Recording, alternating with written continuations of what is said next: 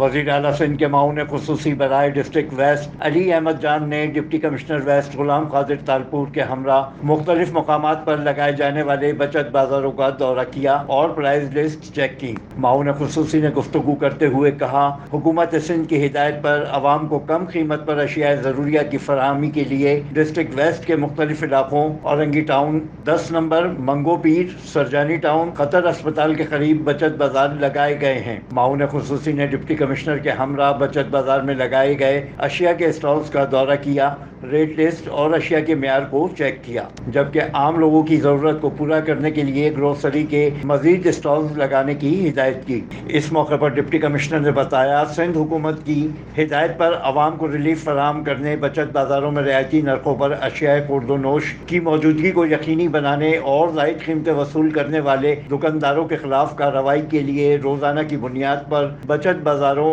اور مارکیٹوں کے دورے کر رہے ہیں۔ معاون خصوصی نے ڈپٹی کمشنر اور ان کی ٹیم کی محنت اور لگن سے کام کرنے کی عادت کو سراہتے ہوئے کہا، ہم سب کی کوشش ہے کہ حکومت کی جانب سے موصول ہونے والی سہولیات کو بلا تفریق عوام تک پہنچائیں۔ عوام کی ذمہ داری ہے وہ تعاون کریں، زائد نرخ اور غیر معیاری اشیاء کے خلاف اپنی شکایات متعلقہ افسران تک پہنچائیں۔ Afzal Khan, C110 news, Karachi. C110 news, خبر کی اصل خبر۔